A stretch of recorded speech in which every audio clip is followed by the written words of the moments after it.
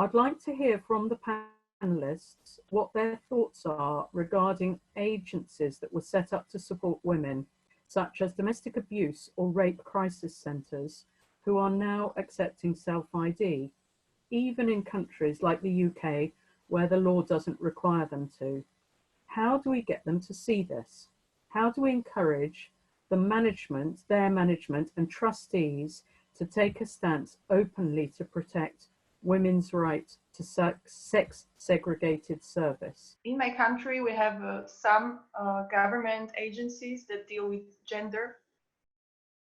And I think they have some women's shelters, and they have a helpline for victims of domestic violence. Well, I know that they have. Yeah, it's quite well known, and but they are also pushing for the gender identity stuff.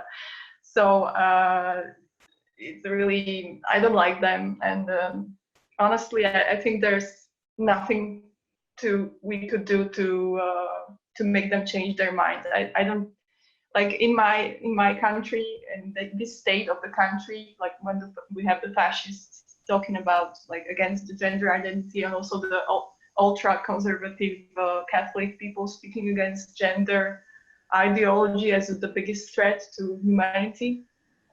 It's probably not going to happen. Like our gender specialists will not change their minds.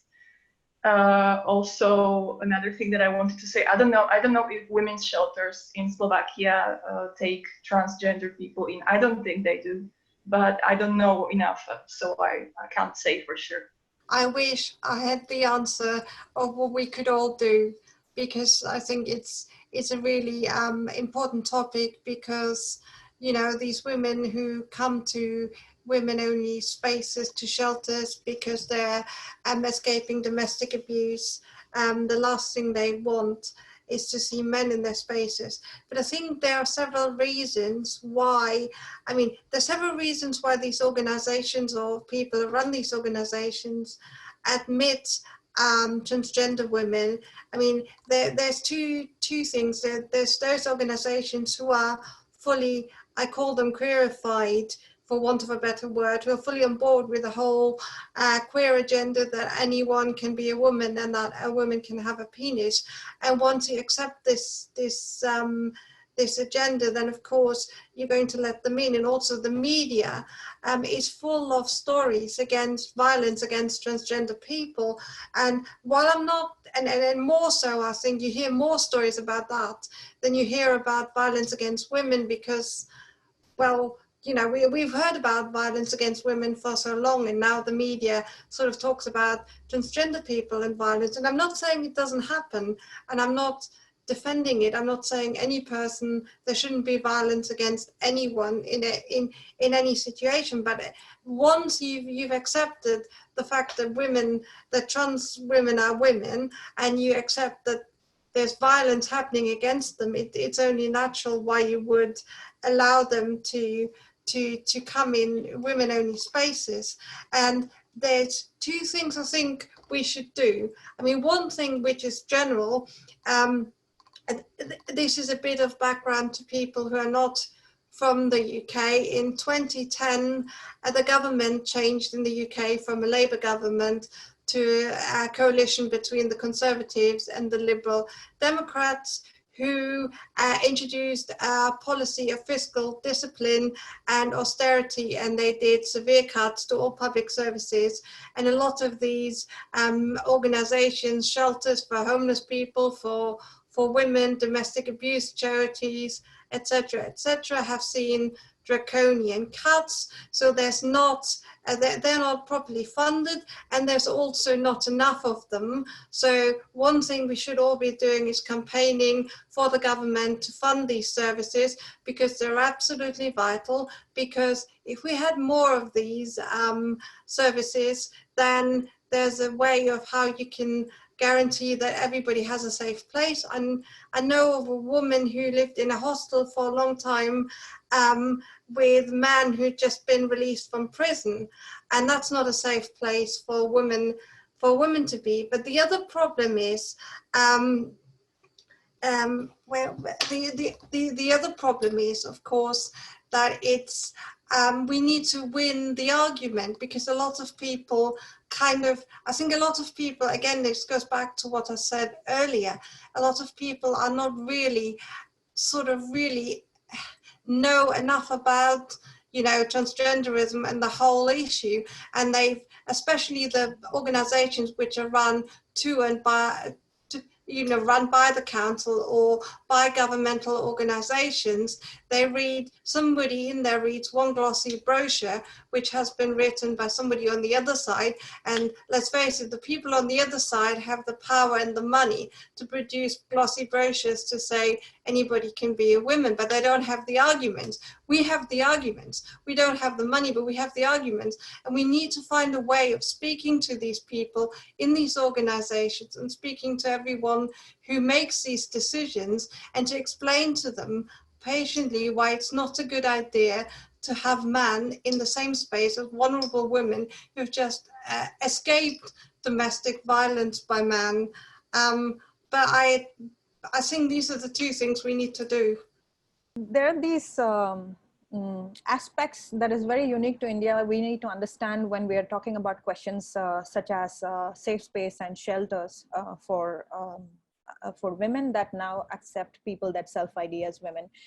There are no shelters for women in India, you know, to go when they are abused by somebody. There are no shelters. The government, the government ordered shelters are in such a pathetic condition that you're better off staying in your house, perhaps. And not to mention that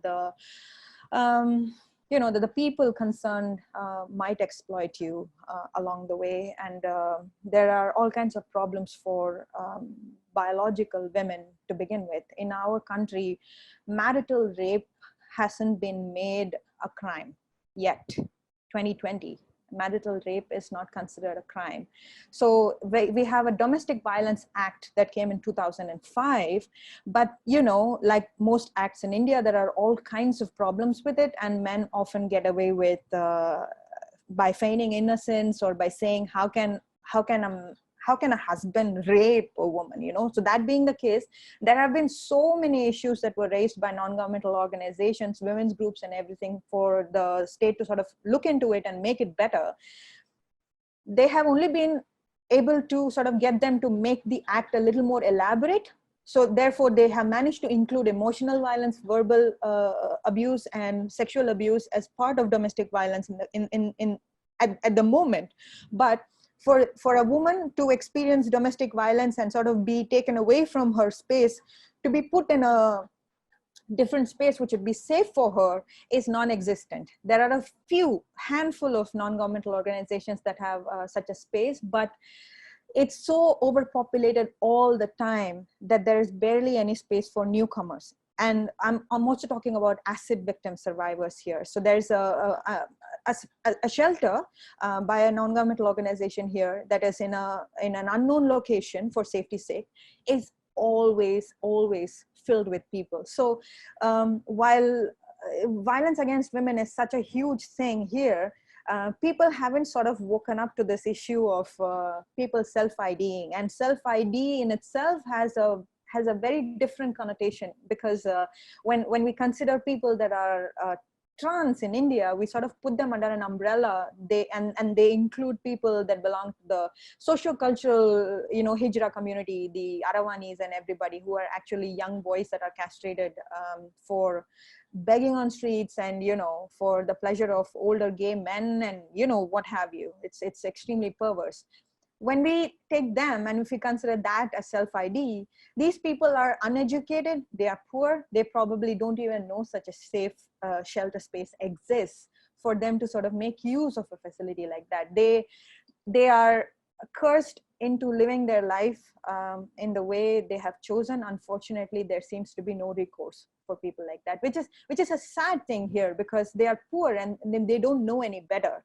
We are fighting a different battle here, because we're trying to rehabilitate these people by providing them with some sort of self-sufficiency. You know, they can be on their own, financially be free and things like that. But we've got bigger problems, because we're trying to do the same exact thing for women as well. So I hope I answered this question with an Indian context, because we have a long way to go before men barging into the safe space of women, because there are no safe spaces for women to begin with.